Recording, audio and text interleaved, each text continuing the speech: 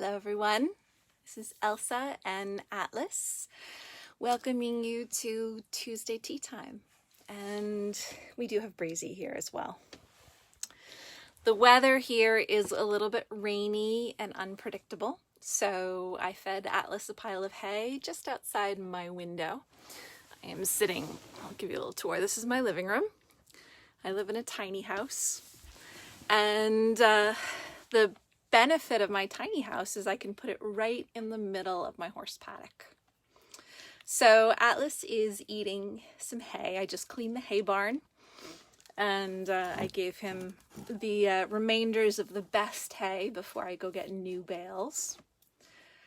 And today, first of all, thank you everyone who sent me suggestions for tea time talks. I'm thinking about them. So if I take a couple of weeks to get to your suggestion, doesn't mean that I didn't like it. It just meant that I wanted to think about it a little bit more before I talked about it. So today, I thought I would talk a little bit about theory and practice. So yeah, Kristen, it's pretty great. I spent years and years dreaming up this scenario where I could live in the middle of my horse paddocks. I have windows in all four sides of my house, and I can see the horses all around me all the time. So it's pretty ideal. So today, I thought I'd talk about theory and practice.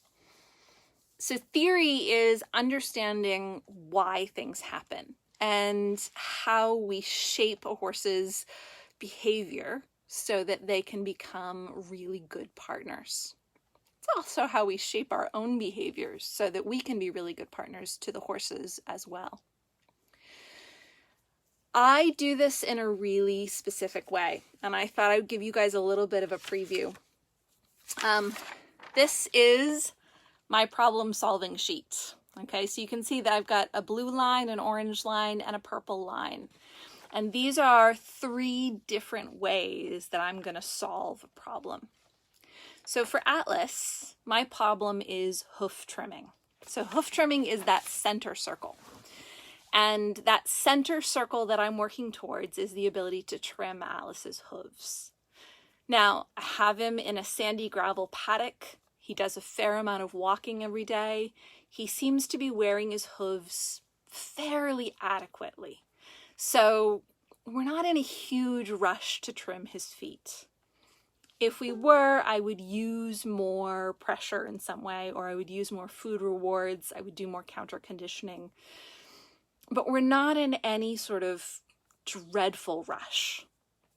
So Atlas and I are trying to do this the slow way, because I believe in the slow route to training. Good morning, Katerina. Thanks for joining us. So Atlas here. Biggest challenge I have ever had with a horse. And part of that is because my experiment is, can you train a horse when they have more choice in the matter? I've been very, very successful with wild horses, been very successful with normal domestic horses. Atlas is an abuse case. He has a lot of very bad associations with people. So if you give him choice, his first answer to everything is no, I don't want to do that with you. He really doesn't want to do anything with people. Now, will he do it in exchange for food? Yes. So if I was really in a bind to get him to learn something or do something for me, I could certainly do more positive reinforcement with food. That's always an option. But my experiment, if it's not a real health or safety issue, is can we train together because Atlas volunteers to work with me, not because he's trying to do it in exchange for something he wants, like food, or in exchange for a release of pressure. We're going to try and train Atlas because he voluntarily wants to, not because he's trying to get the reward that comes after it. This is an experimental process for me. I've never worked with such a damaged, I hate calling him damaged. He's not damaged, but he is. He's been through a lot of traumatic experiences. He has a horse version of PTSD, and that makes it really difficult to train while giving him choice. So I spend a lot of time watching him eat hay that he doesn't have to do anything to get. His hay is freely delivered. He doesn't have to do anything for me to get it.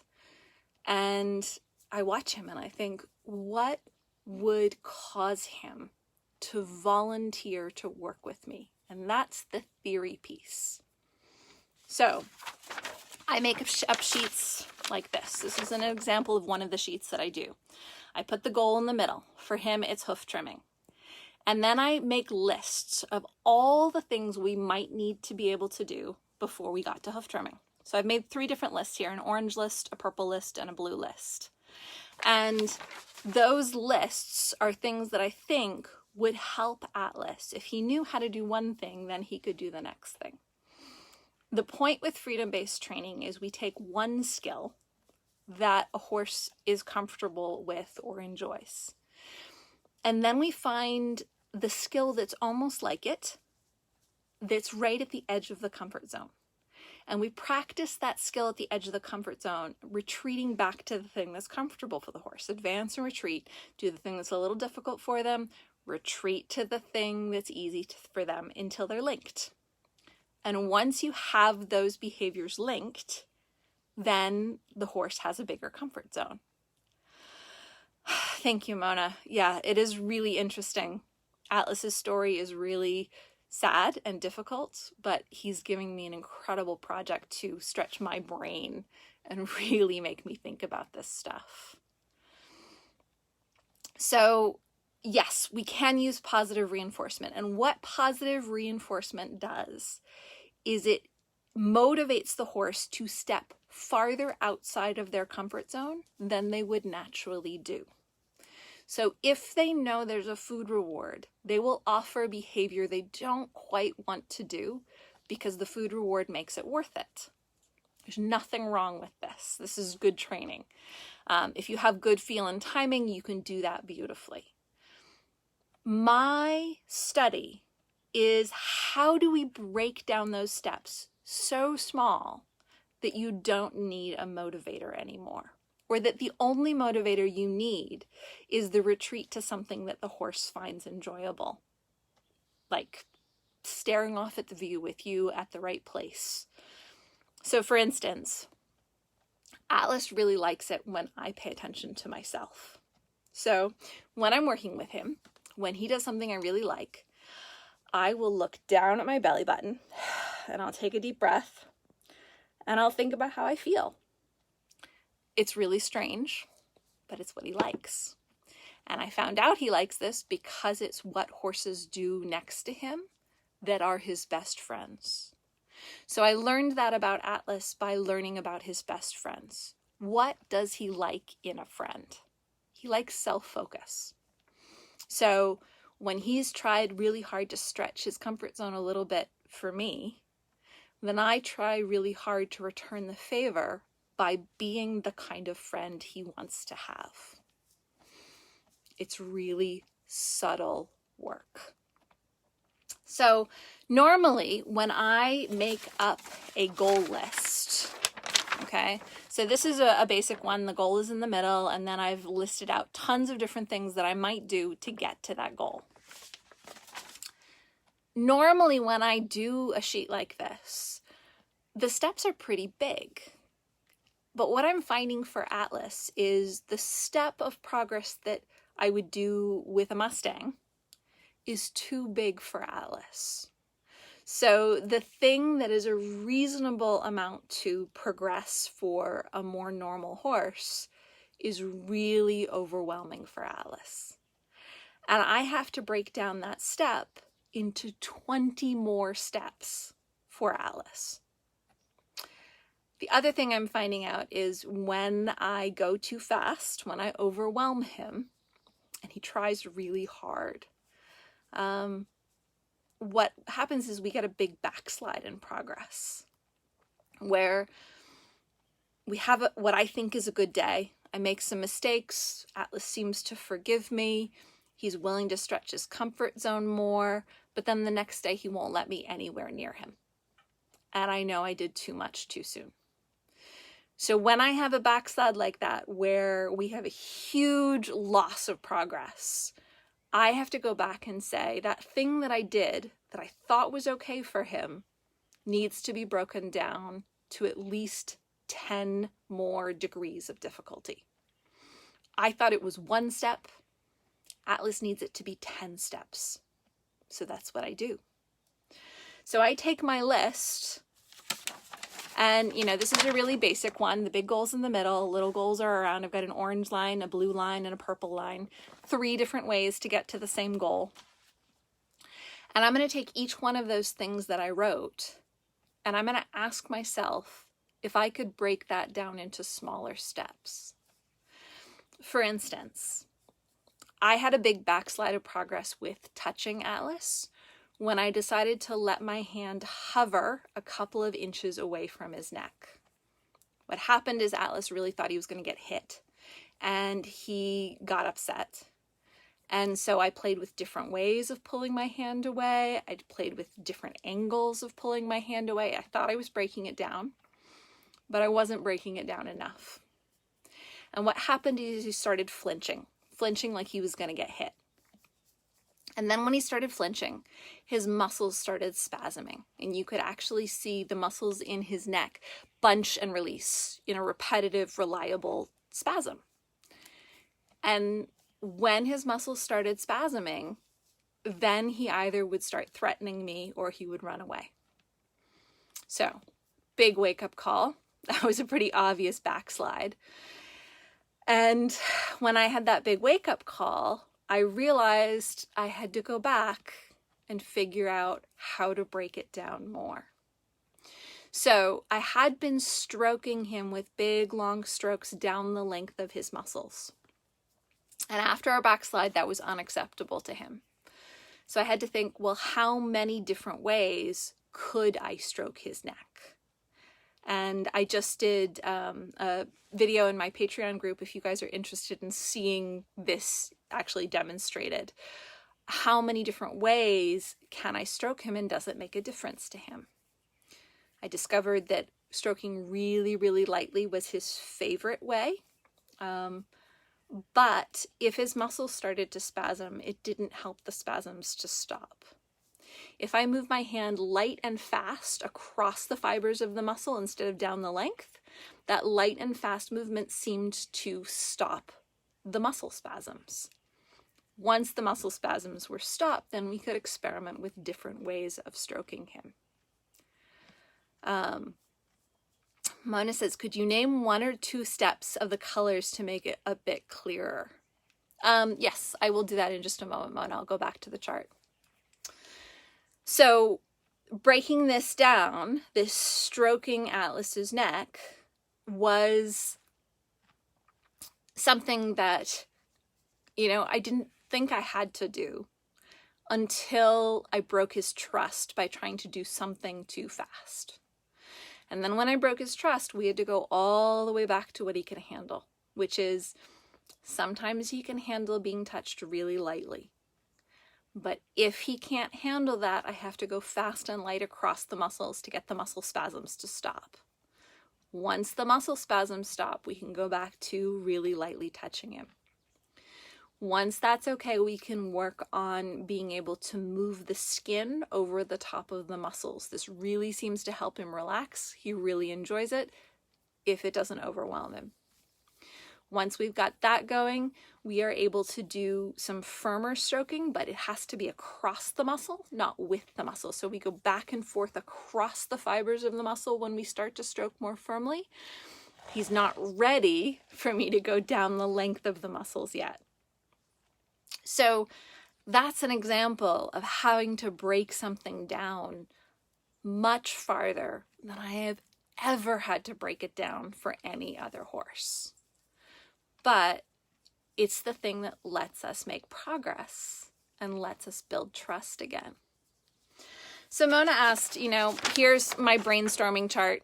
The thing in the middle is I want to be able to trim his hooves. It's not urgent. He's on gravel and sand. He wears his feet down pretty well. but I would like to clean up his feet when I can. So we started with the blue line. Blue line's my longest. You can see it kind of sweeps up and around, and I just keep jotting things down. Oh, Christian, to answer your question, no, I have never seen another horse grooming him. I have seen something that looks a little bit like grooming when he starts to play with Ocasio, but it quickly turns into more of boxing and pushing. I have never seen him get very comfortable grooming with another horse. So, my blue line here, okay, from hoof trimming, we would need to be able to hold a hoof off the ground. Not anywhere close to that yet, but that's in the list. Before that, I might be able to have to pick a hoof up. Before I can hold it up, I have to pick it up. Before that, I'm going to work on wobbling the knee so that he's willing to take enough weight off the leg that his knee moves without having to take his foot off the ground. And I have a video about that I can share in the comments about the progress that I do. Before that, I have to be able to stroke the leg. Before that, I have to be able to stroke the shoulder. Before that, I have to be able to stroke the neck. Before that, I have to be able to stroke the face. This seems to be the kind of progression that Atlas does well. Okay. Before I can stroke his face, I have to be able to reach toward him. Before I can reach toward him, I have to be able to move my feet toward him. Okay. Before I can move my feet toward him, I have to be able to move my body towards him. Okay, just rocking my shoulders a little bit back and forth. Before I can rock my body towards him, I have to be able to move around him. Okay, before I can move around him, I have to practice moving away from him. But how do you move away from a horse when you've never practiced moving towards them? That's the trick with Atlas. And standing at flow at a distance is kind of where we started. When he was first here and really afraid of people and came with a history of attacking people, we started with a lot of harmony and flow at a distance so he could learn, he could trust me. So that's my blue line. You can see how it works all the way back. Most horses only need the blue line, okay? We can work down the blue line really well and everything goes as planned. For Atlas, we might need a couple other options. So my orange line is all about having him watch other horses have their feet trimmed, watching other horses be handled.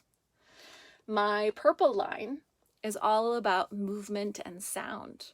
Can I move my body in the ways that I will move it when I trim his feet? Can I rasp a wooden block so he learns what the sound of a rasp is like? These are things that a normal horse doesn't need, okay? A normal horse learns to trust you, and you take normal size steps towards a goal. With Atlas, because of his history of trauma, normal size steps would need huge motivators. You would need to put either a lot of pressure on him with good timing, or you would have to do very careful counter conditioning with food rewards. I'm trying to do this in a different way, where I'm breaking the steps down so small that Atlas is willing to voluntarily take the next step. And then, yeah, Mona, exactly. So these three lines, the blue line is my basic line that I would do with most horses. The purple line and the orange line are things that I've added that might help Atlas. Then I'm going to take all those things that I wrote down and I'm going to ask myself, how many different variations could I do that Atlas could learn to enjoy? Hopefully I don't have to do that many, okay? So if he's doing really well, we can keep progressing towards the goal. But if he has a big backslide of progress where he says, no, I can't do that, my choices are either to up my motivators, to have more food rewards, more careful counter conditioning, or change my pressure system, or break it down smaller. find the different variations that Atlas says, yeah, that little change I can do, until he enjoys it. And then we start with the next little change. So Christian says, I would start at the leg that's often out of his balance center. Observe over some days. Yes, that's a great thing to add to my list, Christian. As it is, I'm not even close to touching the leg yet.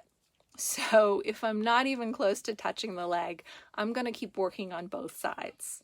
I have gotten as far as the elbow. That's where we're at right now.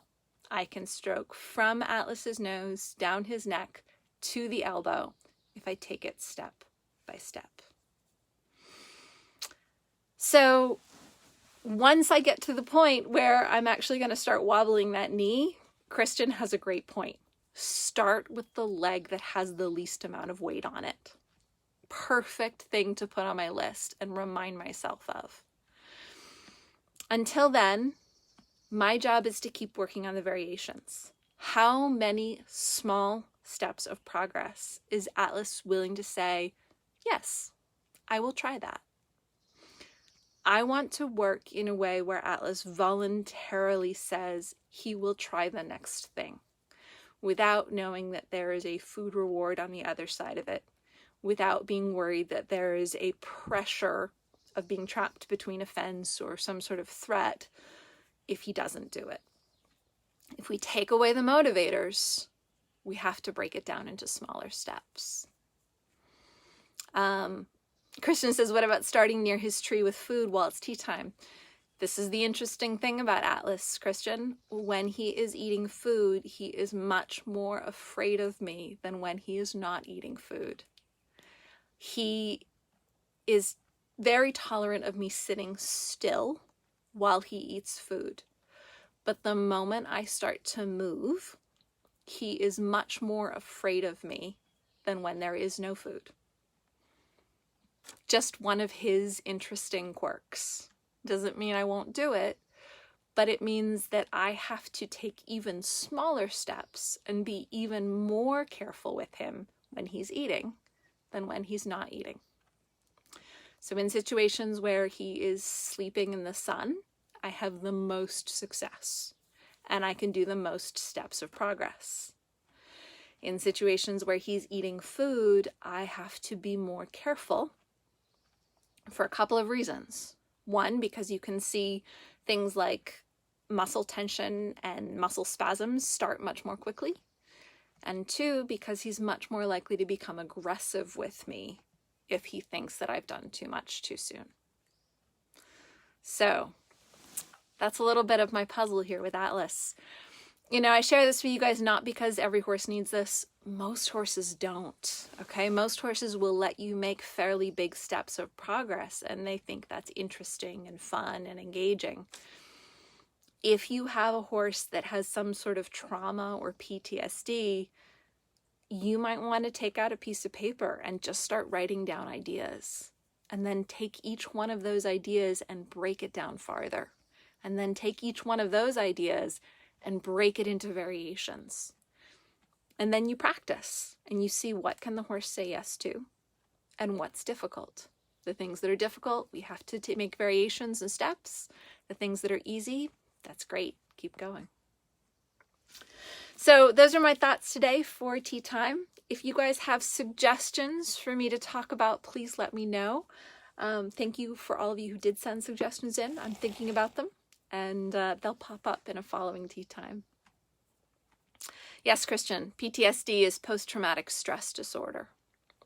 Very common in war veterans and talked about in humans a lot, not talked about in horses as much, but I think it exists for both humans and horses. Have a wonderful day, you guys, and thank you for joining me for tea time. It's so much fun to gather like this. Kelly says, thank you. He sounds almost identical to how mine started. So with your wonderful ideas, I'm off to get a huge bit of paper. Yes, just start writing down ideas. You can make a big word cloud of ideas and then just keep breaking those down. Have a wonderful day, you guys, and I will see you next week.